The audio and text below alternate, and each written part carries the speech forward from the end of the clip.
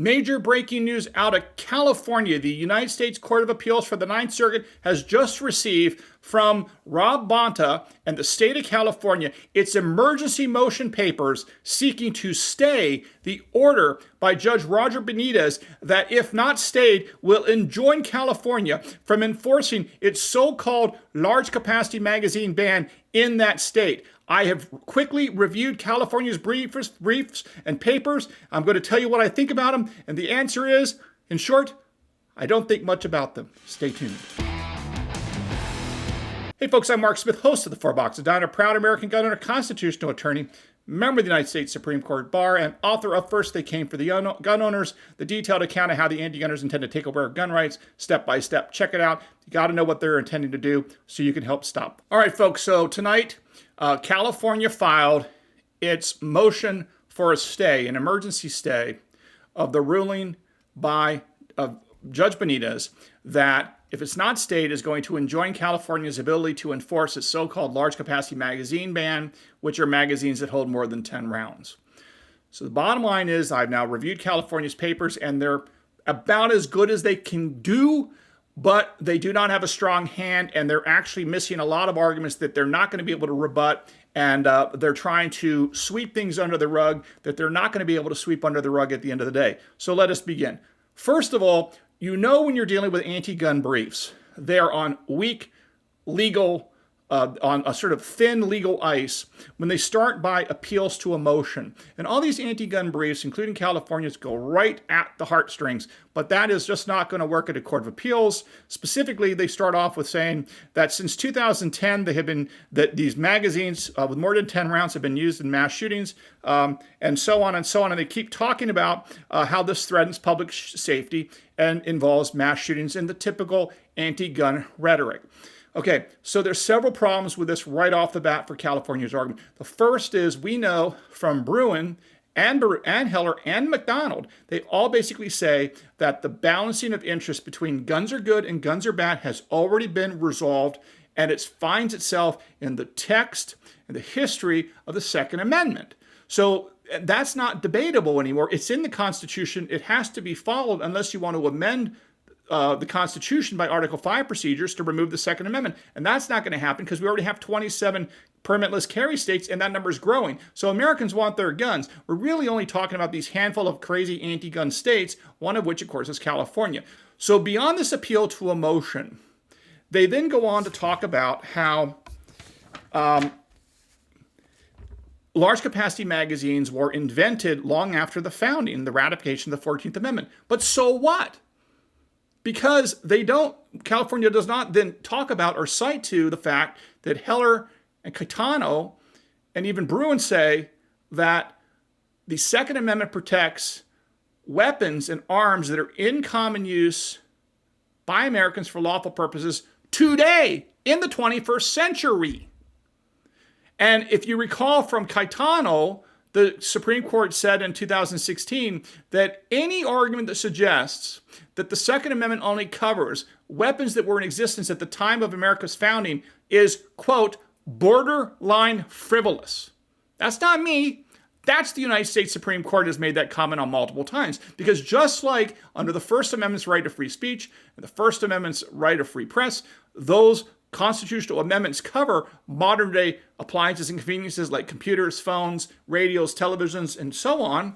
So too does the Second Amendment protect modern firearms technology, which obviously at a minimum includes semi-automatic firearms, which is why in the Heller case, D.C. banned all handguns, including revolvers and semi-automatic pistols, and the Supreme Court says that that was unconstitutional because under the text of the Second Amendment, it says the right of the people to keep and bear arms shall not be infringed. They then go on to say arms, as defined by the founding generation, included anything that could be used offensively or defensively, including body armor.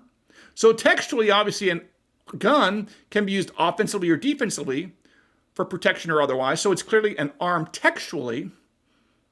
And then the Supreme Court went on to say that what does American history teach us, and said that at a minimum, if a type of arm is in common use by Americans for lawful purposes, it cannot be banned, period, full stop.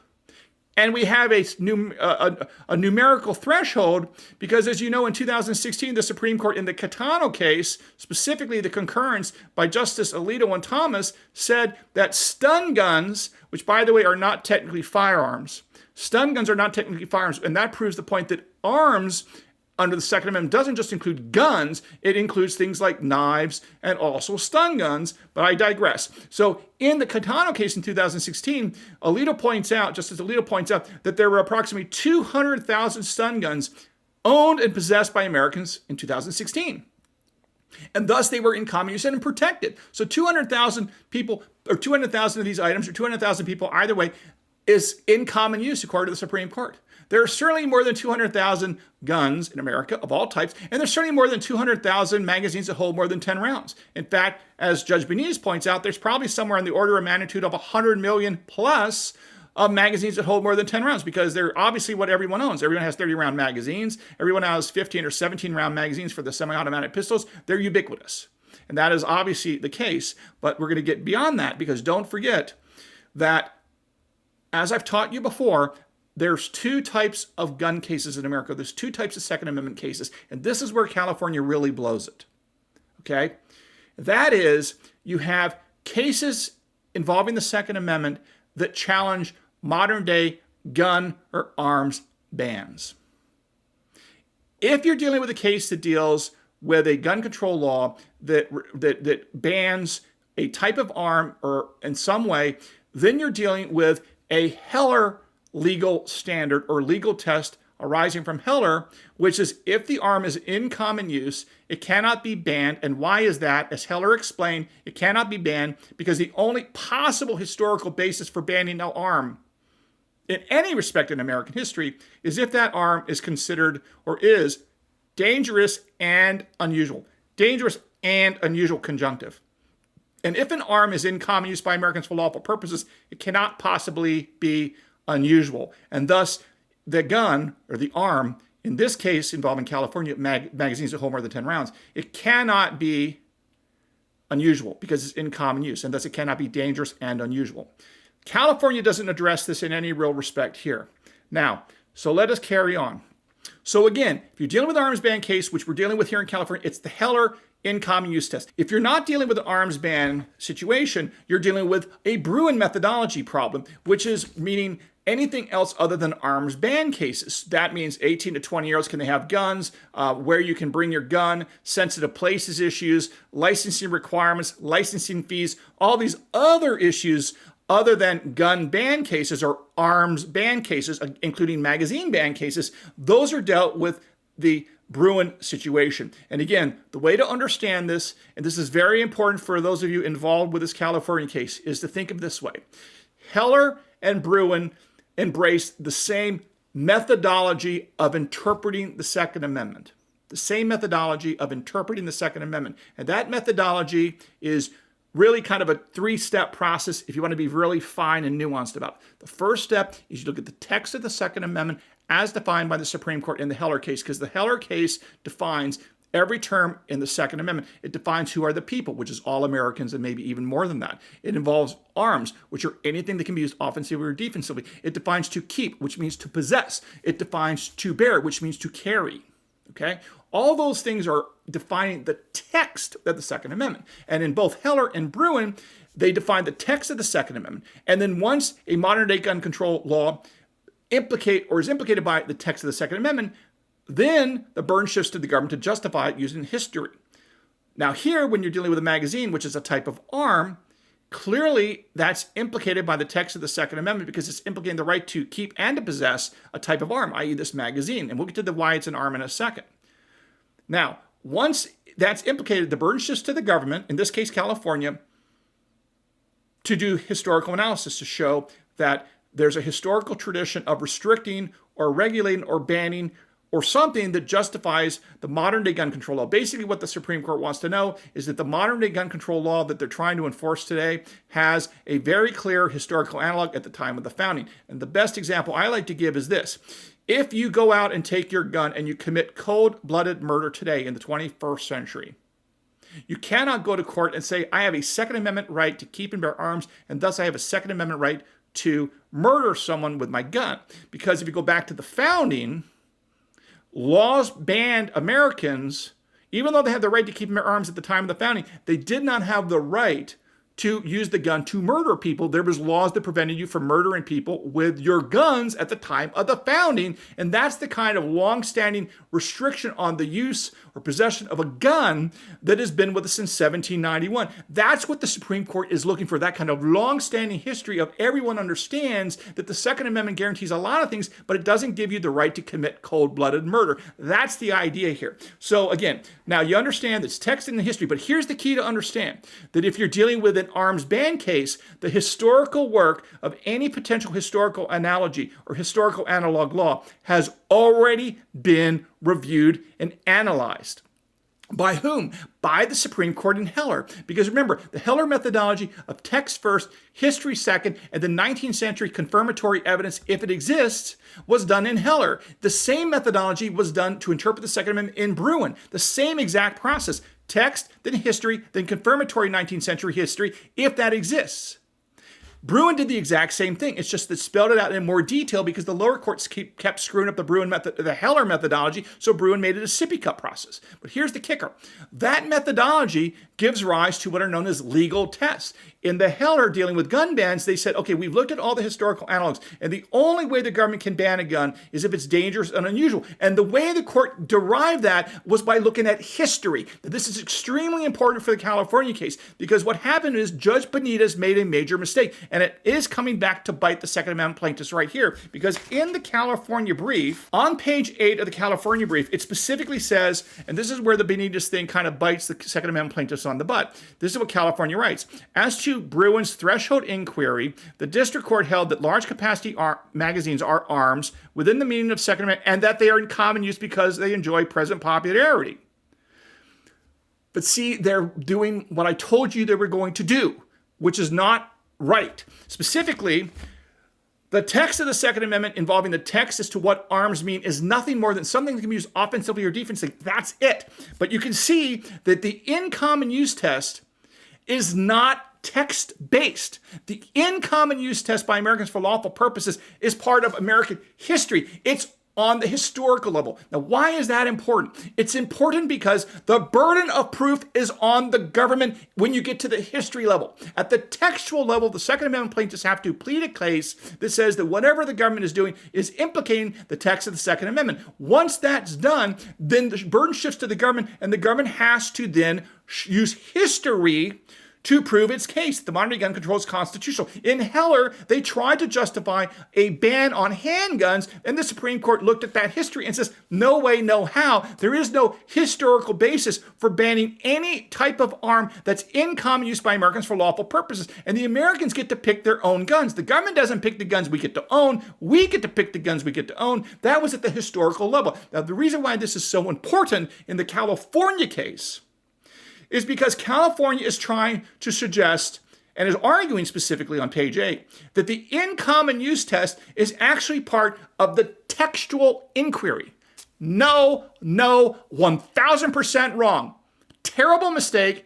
Judge Benitez made this mistake, but no one should make this mistake a second time. The in common use test, if you look at Heller, is part of the historical inquiry. And that's critically important for us because when you get to the historical inquiry of traditional restrictions on firearms, the burden's on the government. And that means that the Second Amendment plaintiffs do not have to show that magazines, or any arms for that matter, are in common use to win. No. The government bears the burden to show that these arms, specifically these magazines that hold more than 10 rounds, are not in common use by Americans for lawful purposes. And they simply cannot do that because the reason why they want to ban them is because they think there are too many of them and they're ubiquitous. And there's certainly more than 200,000 magazines with more than 10 rounds, holding more than 10 rounds, which is far beyond the threshold discussed in Caetano's 200,000 stun guns.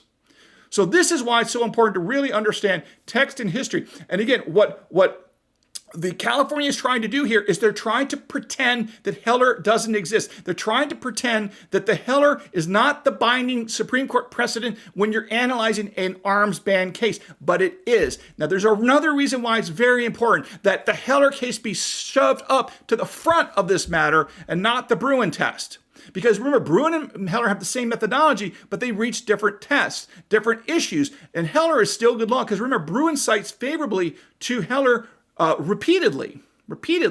All right. Now, let us carry on.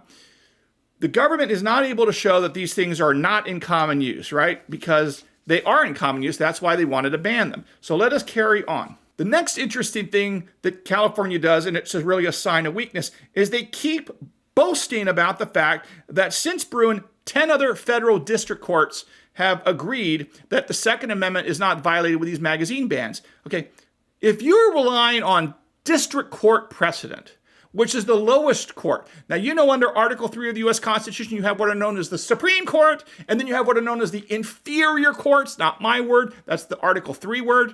That's what they're called. The lowest of the low, the most inferior of the inferior courts in the federal system is the federal district courts. So if you're here saying, oh, Mo, Ninth Circuit, we have 10 federal district courts say that these magazines can be banned under Bruen and Heller, so that's really persuasive evidence. And the fact that these federal district courts all happen to be in states where they're terrible on guns, and thus those federal district court judges have been handpicked by people like Chuck Schumer in New York and Gavin Newsom in California, right? And the Democrats in Illinois. You see what I'm saying? And the Democratic-run city in Maryland, right? And these U.S. senators from all these states, all these Democrats. So obviously, you're only going to get these ban challenges in blue states that are overwhelmingly going to have blue state politician-picked judges. And thus, of course, you're going to get this kind of outcome. But this is California puts a lot of weight in the fact that 10 inferior court, district court judges agree with our view, and therefore you should really go with them over Judge Benitez. That's not going to hold any water with the Ninth Circuit. They're literally not going to care about that one bit. But it's interesting that California keeps bringing that up. Okay, the next argument made by California is a doozy, and it's going to blow up entirely in their face, probably because they didn't read the Bruen case carefully. Specifically, they want to keep talking about how you have exceptions to the Second Amendment effectively, and they keep quoting this language from Bruen. And here's the language they keep quoting, and then I'm going to show you how it blows up in their face. It's not going to be pretty. You'll see. So on page 7, California keeps saying that the Supreme Court has observed, quote, cases implicating unprecedented societal concerns or dramatic technological changes may require our more nuanced approach. Close quote. That's what California is talking about. Because Bruen says, and they quote Bruen for this language, cases implicating unprecedented societal concerns or dramatic technological changes may require a more nuanced approach. Very close quote. Uh-oh, problem. What's the problem? Because they cut off the first part of the sentence. You know what the first part of the sentence says?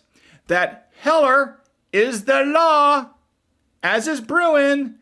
And this language is not talking about Heller or Bruen. And what did Heller decide?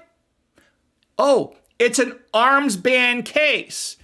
The same arms ban type case we're dealing with right now. Let me read what the Supreme Court says in Bruen. And let me read the entire sentence. Not just the cherry-picked part of the sentence from California's brief. Let me read the whole sentence. And tell me if you think this changes the meaning slightly. Here's what the Supreme Court wrote in its entirety in Bruen. Quote, while the historical analogues here and in Heller, ding, ding, ding, ding, ding, ding, ding, ding, ding, ding, ding, gun ban case, again, Supreme Court, Bruen says, quote, while the historical analogies here and in Heller are relatively simple to draw, other cases implicating unprecedented social concerns or dramatic technological changes may require our more nuanced approach, period, close quote. Oh my God, did you just see what I read from the U.S. Supreme Court case of Bruen itself? It's specifically saying that the language dealing with unprecedented societal concerns or dramatic technological changes, which is basically like 80% of the California brief to the Ninth Circuit tonight, the Supreme Court specifically says that that language that they are putting their entire case on, their entire argument on the hook that they're hanging their case on, has nothing to do with the Heller decision, because it says the historical analogies here and in Heller are relatively simple to draw.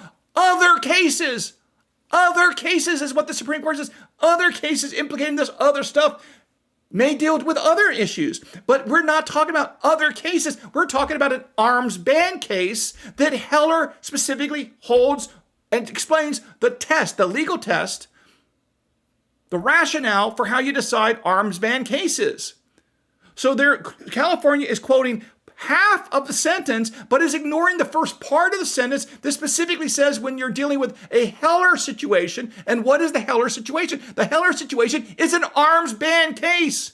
And what has California done here? They're banning magazines. Not only are they banning magazines, and thus that's a form of an arm, because obviously those magazines are needed for the use of these firearms. They help facilitate arms for self-defense.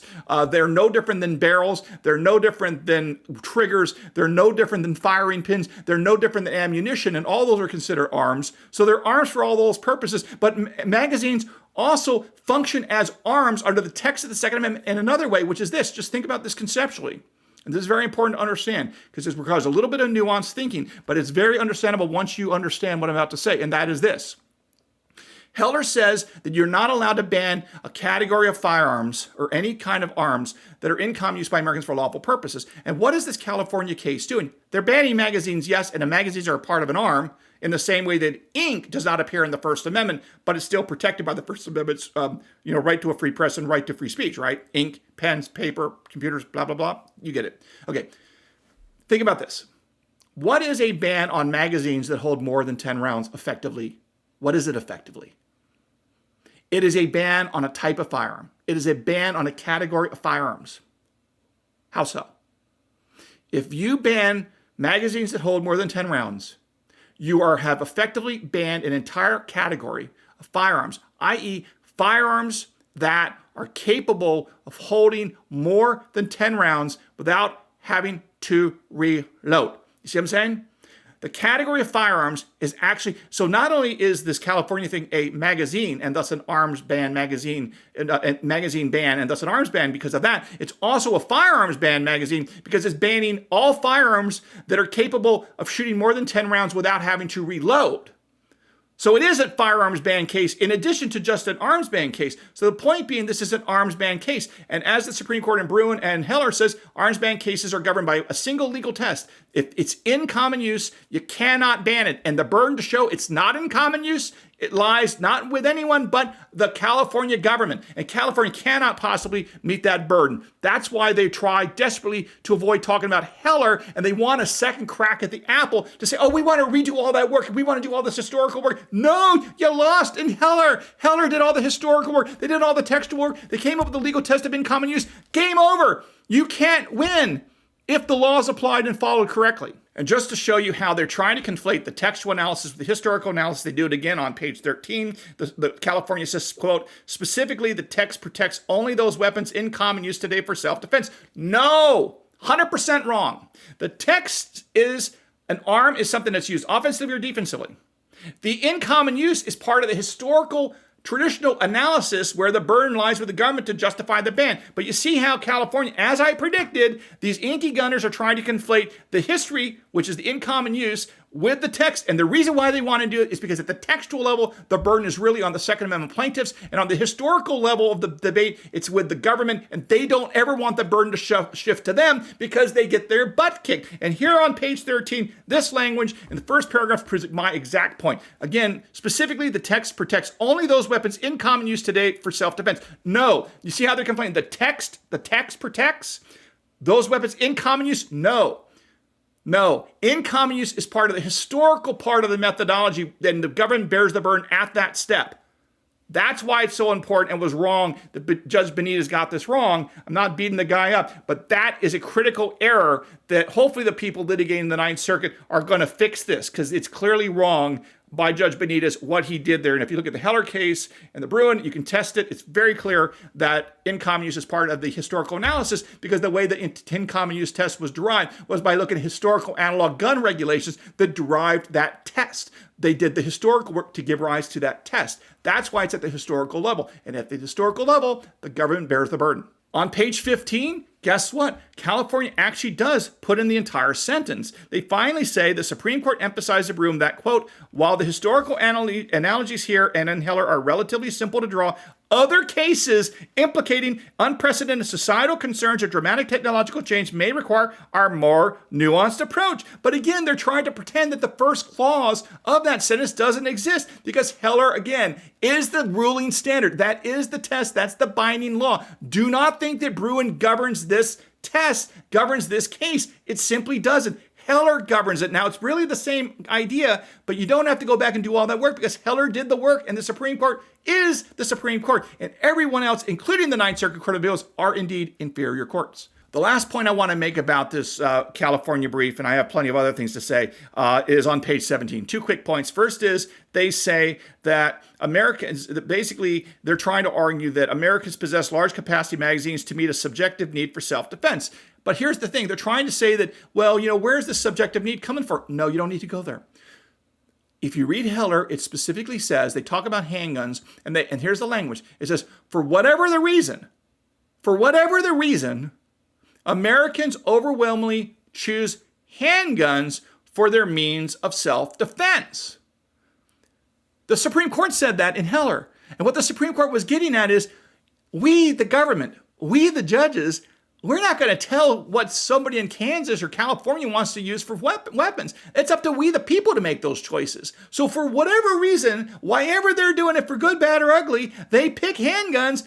It's protected. It's common use. We're not going to get into that. So again, California wants to be the nanny state and tell people, no, we're going to tell you what you can and cannot use for self-defense. But the Supreme Court already rejected that argument in Heller, because remember, D.C. argued to the Supreme Court that Americans in D.C. did not need handguns because they had long guns and shotguns, which are actually better for self-defense. And the Supreme Court says, government doesn't get to pick how Americans and what Americans use for arms. That's up to Americans. And that's why they use that language in the Heller decision of, for whatever reason, whatever the reason is, guess what? Americans pick handguns.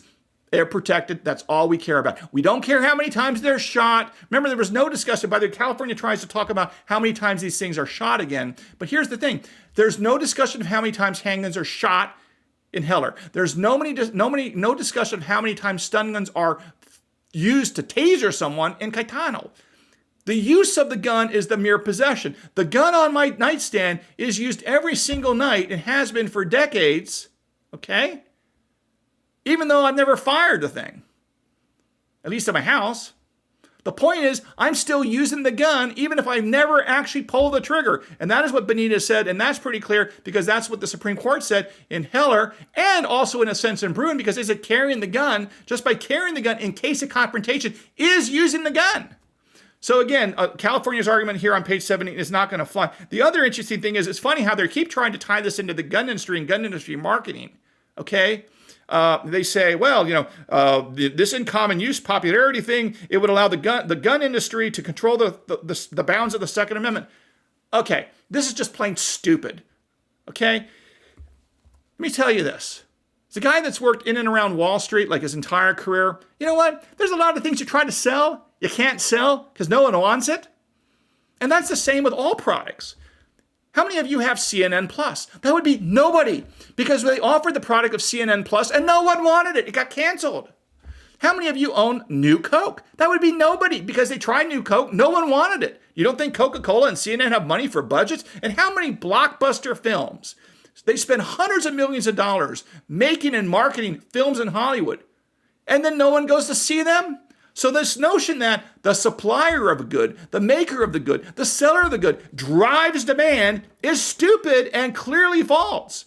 Americans own 400 million privately owned guns because Americans want guns. They want more firepower. They want the ability to protect themselves. They want bigger houses, bigger, whatever it is they want it. And as Heller says, it doesn't matter why they want it, and they get it under the Second Amendment. They get to choose, not the government. And the idea that the gun industry, frankly, I don't even know if I even ever see gun ads. I don't even know where I would see a gun ad. I never even pay attention to ads. So, I'm not aware of anybody advertising guns to me ever. Maybe I've seen them somewhere, but the truth is, I don't pay any attention to them. If I see any kind of ad, I basically blow through it. And the idea that ads or marketing is going to somehow, persuade me to go get guns is just plain idiotic, any more than all this other stuff I own is not driven by advertising. It's stuff that I want or I need or whatever. So again, they keep trying to blame the gun industry. But again, if it was all about industry driving demand, then how come we have Hollywood blockbusters that literally fail spectacularly as huge financial bombs if all it took was spending a lot of money on marketing?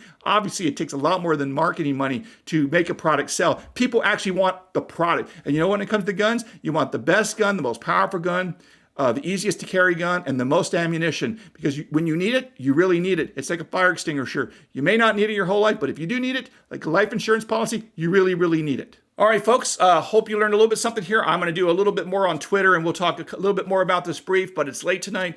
So I hit the highlights here. Hope it was helpful, and we'll see what happens. I'll be tracking this California story in the Ninth Circuit out of the decision of Judge Benitez involving these large capacity magazines, which are just standard capacity magazines, of course. And if you haven't subscribed to the Four Boxes Diner, please do so. Don't forget to follow me on X at Four Boxes Diner, and we'll see you again here at the Four Boxes Diner.